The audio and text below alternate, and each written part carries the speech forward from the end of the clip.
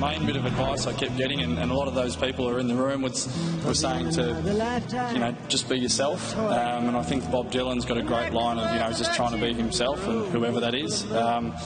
So I've kind of lived that this year, but I've led a great bunch of young men and a footy club that was bruised and got its dignity back.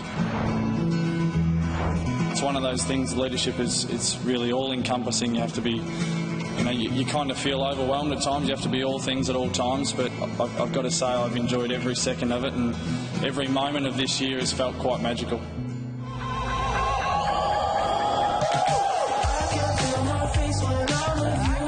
Sometimes if it walks like a duck and sounds like a duck. The King Rascal himself he just reminding us all of what it takes to take out the medal. Port Adelaide's having a quick chat, and then he has a listen, and that's what they're going to do. This is when the budget went up and we had to put in a Rascal cam, and he just looks at us there. So, oh, that's great. It's good and bad. That's funny. I'm crying. He's never been more present, yet we have missed him. Look at that. Adopt me. Adopt the whole country. Bob Murphy, nice to see you. Hello, boys. Thanks for having me. All-Australian captain, and then the coach was named the coach of the year. The leadership of the Bulldogs panned out all right. Yeah, it was ended up being a great year, a magical year, as I said earlier. So it was a big 12 months for the footy club. Have you had a chance to take a breath? Not really. No, it's sort of one of those things when and you guys feel it as well when you live in Melbourne, when you're in that finals atmosphere. Our finals campaign finished, but the air is still, full of that atmosphere. So watch the game Saturday, and then I think it's a collective deep breath. When you lose in a final, and when you lost, it felt like a death in the family. And you think, God, how bad is this? And when you poke your head up, the world's still going on. Yeah, I know. You're going to deal with your grief yourself. Selfishly. And meanwhile, 2 days later, we're looking ahead to the semi-final. Yeah, I know. Has that been interesting? Yeah, and it always takes a little while to let go. But this year, and I'm not sure why, but it's taken me a full 2 weeks, almost like having your arm cut off and still feeling it there. It was a really I had a hard time letting this season go. But you have to let it go. You have to let it go. But you have to keep some of it, but you have to let it go. Has that cut been made? The cut's been made. Now it is about that deep breath and get away and re-energise, because the energy at the moment just isn't there. That's there for the Rascal. All my energies are focused on the Rascal. Do you go away with the family? And yeah, the we'll take the family away somewhere warm. Not sure where we're going yet, but somewhere warm, and then start some training back and build up into it, and then all of a sudden we'll be back into it. Do you have to, while you're away, stop thinking about football? I think it's healthy to try to stop thinking about it, but it's just like turning the volume down. You don't quite turn the stereo off. It's always there. Do you like watching the grand final, or is it a hard day to observe? That's a good question. I love watching. I love the build-up. I love the game. But as soon as it gets to the end and you know that someone's going to win, I turn into a bit of a selfish sort of, I have a hard time watching, someone win it, particularly if they win it for the first time. It doesn't bring out the best side of me, that one. You always say to Jared, when Jared asks you a question, oh, good question, Jared. Good question. Hang on. You never ever said to me, great question. I've never given him an award as prestigious as the Rascal of the Year. I asked you 4 questions then, and they were good questions. He asked you once, you're going to watch the game, and you go, good question. Now, is it true that the two of you were actually holding the bar up at the Brownlow? Yeah, we weren't holding the bar up. The bar might have been holding us up. We caught up. We caught up on Monday night. We were talking together, and Jeremy Cameron, who I didn't know very well. Did you know him at all? No, not very well. He sauntered up, and he was about 1.5 feet taller than us two. And he was really engaging. He was a terrific young fellow. That's good, because my memory of it was that he was trying to get away and you and I were trying to... No, we're not finished. We're not finished. We did say to him, come on, Jez, a couple of drinks.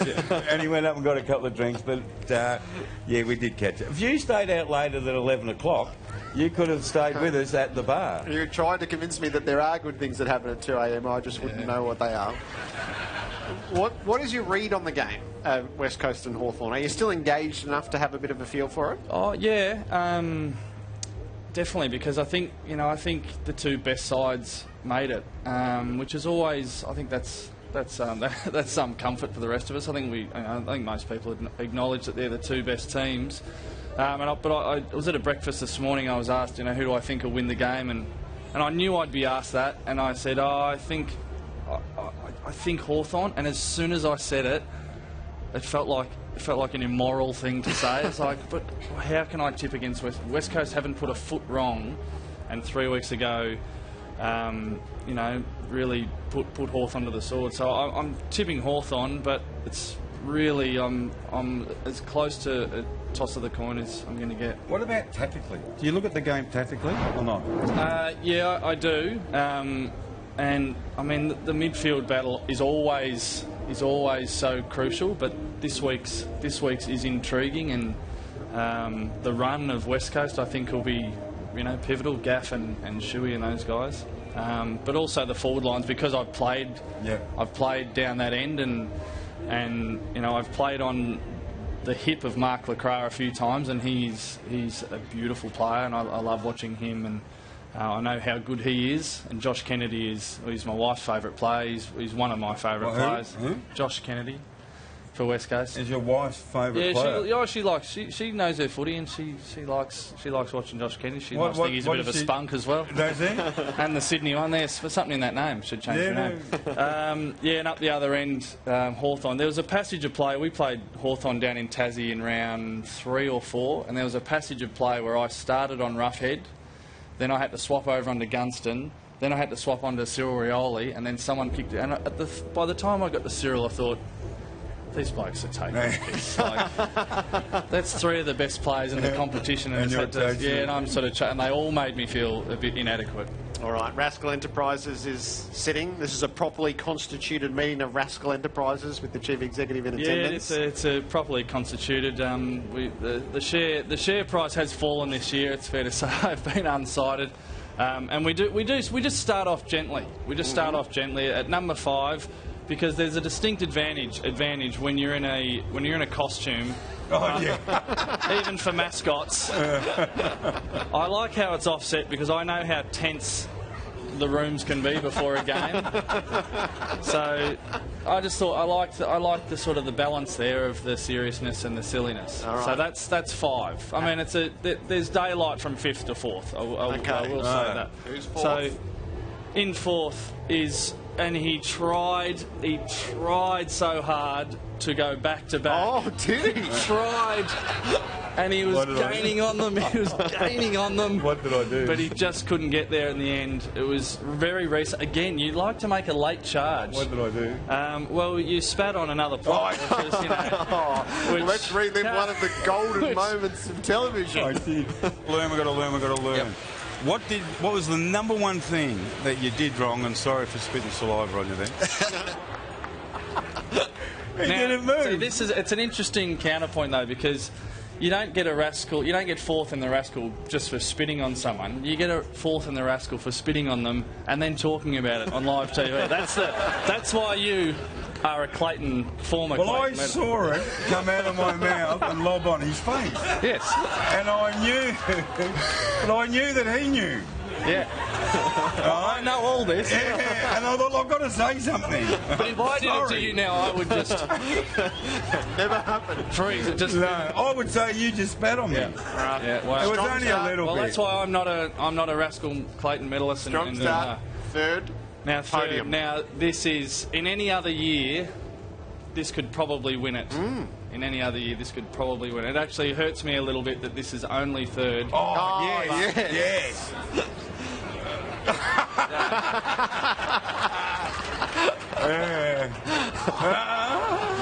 Is he swearing at the end there?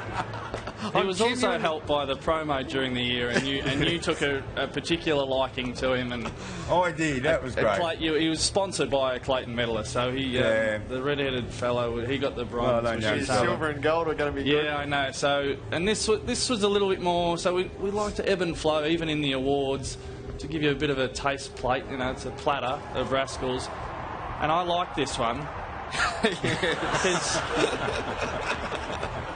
It's just good, isn't it? Everyone loves it. Look at them all. He tried to hold the ball up as the king, but we all knew better. We all knew better that it was a face plant. That guy goes past and goes, well done, mate. Yeah. We're really easily impressed. He goes, that'll get you on the podium. Yeah. All right, so the Cameron Clayton medal. And the Cameron Clayton medal, which it's a bit of a grower. The first time I laughed along and thought, oh, that's, you know, but I think because all of us thought in the Rascal community that this guy was an elite Rascal, and that probably if he just showed us, it could be he could one day be a Cameron Clayton medalist.